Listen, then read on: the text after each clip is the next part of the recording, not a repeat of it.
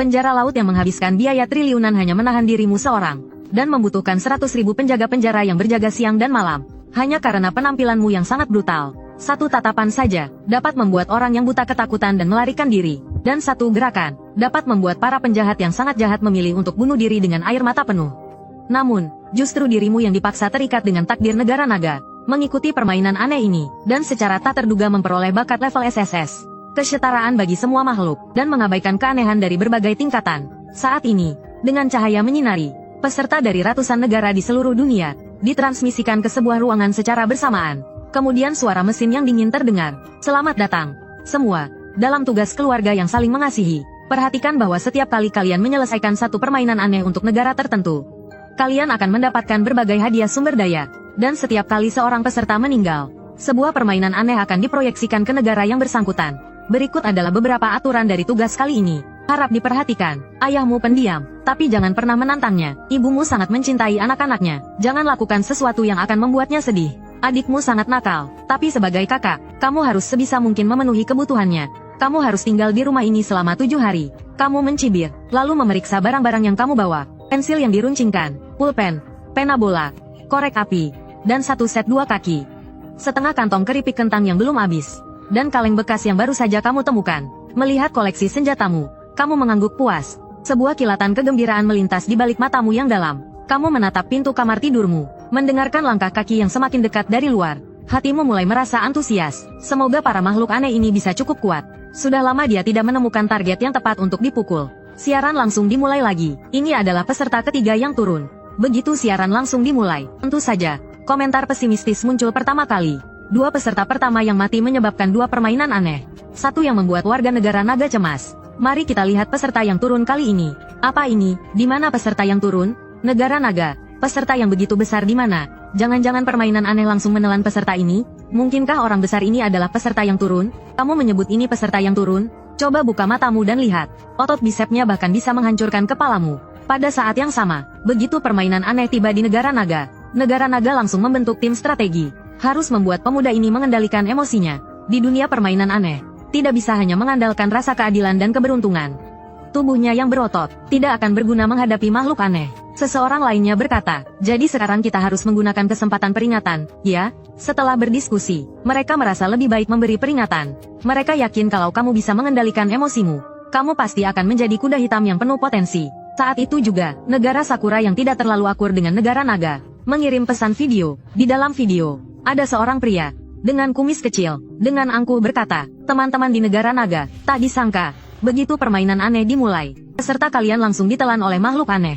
Jika kalian mau menyerah, negara Sakura kami akan dengan kemurahan hati menerima kalian. Video ini cukup panjang, tapi jelas untuk menyebalkan. Segera setelah itu, negara naga membalas pesan, kamu orang Jepang, pengiriman angin tim sedang dalam perjalanan. Ingat untuk menerima, dalam permainan aneh, kamu menerima sebuah pesan. Kamu sekarang adalah harapan seluruh rakyat. Kami tahu kamu memiliki pendirian dan kemampuan, tapi jangan biarkan emosi mengganggu rasionalitas. Makhluk aneh paling ahli dalam hal ini. Melihat pesan di layar, kamu tahu ini adalah peringatan dari negara.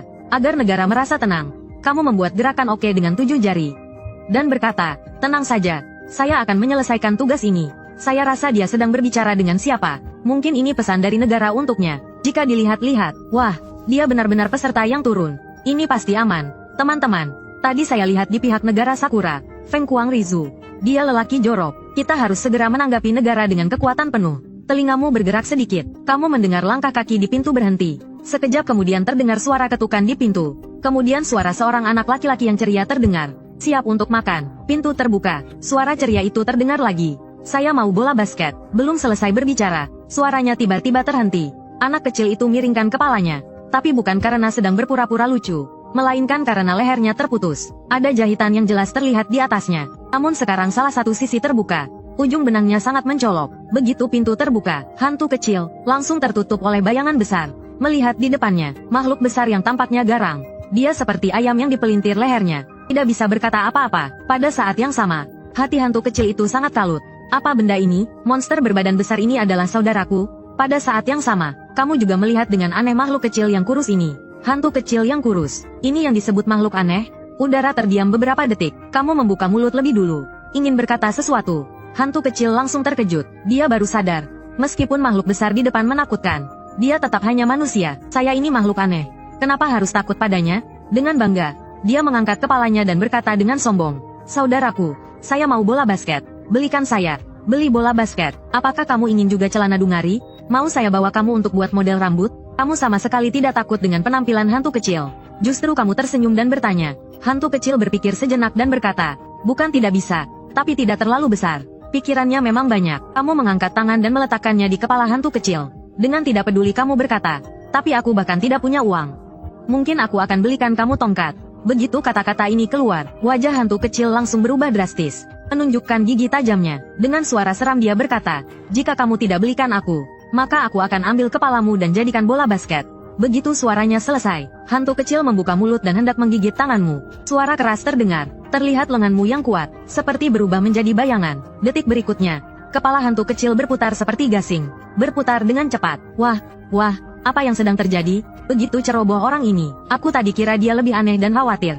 Tapi detik berikutnya, dia langsung memberi hantu kecil tamparan besar. Sungguh lucu, benar-benar memuaskan sekali. Gerakanmu membuat komentar di layar bergolak. Tapi sebenarnya tidak masalah, karena jika melihat ukuran tubuh mereka, orang pun akan merasa ini sangat normal. Tapi tindakan ini masih sangat menyemangati. Orang-orang di tim strategi terdiam. Kemudian entah siapa yang mulai berkata, "Anak ini, ternyata dia benar-benar manusia." Di depan pintu kamar tidurmu, kepala hantu kecil masih berputar-putar dengan liar. Tiba-tiba sebuah tangan besar menangkap kepalanya. Pada saat itu kepalanya hampir putus sepenuhnya. Hanya tersisa kulit lehernya. Tepiannya masih terhubung dengan sedikit benang. Hantu kecil yang diberi tamparan keras. Kepalanya dikendalikan olehmu. Ketika matanya kembali melihat wajahmu yang gelap dan suram, dia langsung menggigil. Matanya mulai menjadi jernih. "Anak kecil, kamu mau ngapain?" Kamu menatap hantu kecil dan berkata, "Ada bau orang mabuk di sini." Hantu kecil itu langsung terasa gemetar, mengeluarkan aura gelap. Terlihat air hitam mengalir di lantai. Pansnya basah. Sepertinya dia sudah ketakutan sampai mengompol. Melihat benda yang ada di depan pintu kamar, kamu mengernyitkan dahi. Sementara itu terdengar langkah kaki tergesa-gesa. "Apa yang sedang kamu lakukan?" Suara tajam dan menyayat terdengar. Kamu mengangkat kepala, melihat seorang wanita berpakaian gaun putih yang dipenuhi darah, masuk dari dapur menuju ruang tamu. Sekarang dia sedang menatapmu. Wanita itu tampak sangat menyeramkan. Rambutnya berantakan, kulitnya pucat kebiru-biruan, matanya hitam, dan kukunya merah tajam. Cakar di ujung jarinya dan cairan merah yang menetes. Tampaknya sangat menakutkan. Melihat wanita ini, hatimu mulai terguncang sedikit. "Apa yang kamu lakukan pada adikku?" Wanita itu menatapmu tajam, dengan kepala hantu kecil yang sedang dia pegang. "Mungkin karena kamu tidak menjawab." Dia bertanya lagi, sambil melangkah mendekat ke arahmu, seperti semacam hitung mundur. Begitu dia sampai di sini, dia akan menggunakan cakarnya untuk merobekmu. Namun kamu sama sekali tidak khawatir, bahkan merasa wanita ini jelas ahli dalam hal ini. Lihatlah gerakan penekanannya yang sangat terlatih, seperti seorang veteran film horor. "Apa yang sedang aku lakukan?" "Tentu saja aku sedang memegang kepalanya." Dengan mata yang tajam, kamu menatap wanita itu. Dengan suara yang tegas dan penuh keyakinan, kamu bilang, "Bagaimana kamu menjadi seorang ibu? Kepala anakmu hampir terlepas dan kamu tidak tahu? Seandainya aku tidak menangkap kepala sialan ini, kepalanya sudah hilang." Melihat ini, kamu bahkan sampai mengompol, kan? Mendengar perkataanmu, wanita itu tiba-tiba kehilangan kekuatan, dibandingkan dengan sikapnya yang penuh ancaman sebelumnya. Sekarang seperti dua sosok yang berbeda. Hantu kecil menyadari ibunya datang. Dia ingin membalas dendam dan melapor pada ibunya. Namun baru saja membuka mulut, dia langsung kamu tatap. Hantu kecil langsung menutup mulutnya. Ketakutan akan tamparanmu yang menakutkan masih terbayang jelas. Entah itu tamparan yang hampir merenggut nyawanya, atau tubuhmu yang sekuat binatang buas. Itu semua memberikan trauma besar pada hati kecilnya. Untuk keselamatan dirinya, dia merasa lebih baik diam. Setelah menakuti hantu kecil, baru kamu membuka mulut lagi. Kamu seharusnya melakukan apa? Kamu bahkan tidak tahu bagaimana cara menjadi ibu? Wanita itu mulai gemetar, tubuhnya bergetar. Tak ada kata yang keluar dari mulutnya. Cakar itu terus bergerak di depan matamu. Sepertinya dia akan menangis. Menangis. Hanya tahu menangis. Apa yang bisa kamu lakukan dengan menangis? Menangis ada gunanya. Kamu melihat wanita itu tetap tidak bertindak. Seperti marah. Kamu berteriak padanya. Ya, maaf. Begitu kamu berteriak, wanita itu langsung mulai terpojok. "Cepat beritahu saya di mana jarum dan benangnya. Aku akan menjahit leher anak ini. Setelah itu, kamu bersihkan pintu depan. Kamu bisa merawat anak, tapi tidak bisa membersihkan. Jarum dan benangnya ada di kamar gadis kecil. Saya akan ambil pel mop." Wanita itu baru saja sadar, terus mengangguk-angguk, sambil berbalik dan berjalan ke kamar mandi, sambil menunjukkan ke arah pintu kamar. Di ruang siaran, penonton yang melihat wanita itu pergi, yang tadi tegang menunggu untukmu, akhirnya bisa menarik napas lega. Barage, komentar, kembali bergerak lagi. "Astaga, itu monster apa tadi?" Terkejut sampai saya nggak bisa bicara. Sepertinya dia bukan sekadar ceroboh. Ternyata dia juga pintar. Kenapa ibu hantu bisa berubah begitu setelah teriakanmu? Saya bahkan gak tahu siapa yang lebih aneh sekarang.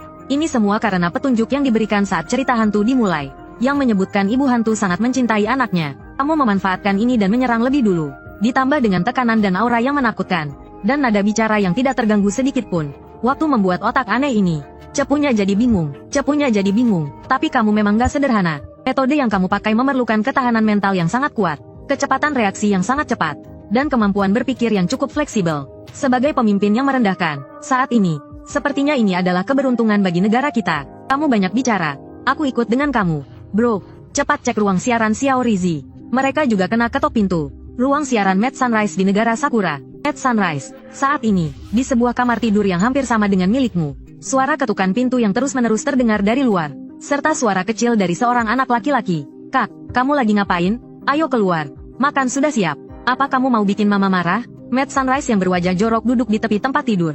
Gemetar kedinginan, tak punya keberanian untuk membuka pintu. Melihat perilaku Mad Sunrise yang gemetar, beberapa orang dari Sakura yang baru kembali dari ruang siaran Longguo tak bisa menahan keluhan. Sialan Mad Sunrise, kamu lagi ngapain sih? Pose lemah kamu ini, seperti mencoreng muka orang Sakura. Kenapa kamu jadi lemah gini? Kalau saya jadi kamu, saya akan bunuh diri saja. Sedangkan dibandingkan dengan kemarahan orang-orang Sakura, pihak pimpinan Sakura lebih tenang. Mereka baru saja kembali dari ruang siaran Longguo untuk mencari petunjuk. Kejadian aneh yang kecil itu hanyalah monster lemah saja. Pemimpin dari Longguo bisa dengan mudah menanganinya. Jika pemimpin besar mereka, Sujun, bisa melakukannya, mengapa tidak? Apa yang bisa dilakukan oleh pemimpin Longguo, pasti bisa dilakukan dengan lebih baik oleh orang Sakura. Dengan keyakinan aneh ini, pimpinan negara Sakura mengirim pesan kepada Mad Sunrise. Mad Sunrise mengirimkan pesan, Sujun, jangan takut. Setan kecil di luar pintu sangat lemah. Melihat pesan ini, Mad Sunrise langsung tersenyum lebar. Ekspresinya pun berubah menjadi sombong. Kemudian, dia berbalik dari posisi cemas dan turun dari tempat tidur. Di luar pintunya juga, ada setan kecil dengan kepala yang hampir terlepas. Melihat wujud mengerikan si setan kecil, Mad Sunrise merasakan degupan jantungnya. Namun segera teringat dengan pesan dari negara. Ini membuatnya semakin percaya diri. Kak, belikan bola basket yang aku mau, kata setan kecil. Mad Sunrise menatap dengan tajam, memicingkan mata ke arah setan kecil. Dengan tatapan bengis dia berkata, anak kecil, kamu terlalu tamak. Kamu mau mati atau apa? Katakan saja. Mad Sunrise mengangkat tangan dan siap memukul setan kecil. Namun setan kecil di depan mata, tidak seperti yang dia dengar. Ternyata tidak selemah itu. Tiba-tiba, mata setan kecil berubah menjadi mengerikan. Dari tubuhnya muncul asap hitam. Mulutnya yang penuh dengan taring terbuka lebar. Seketika menggigit 3 jari Mad Sunrise.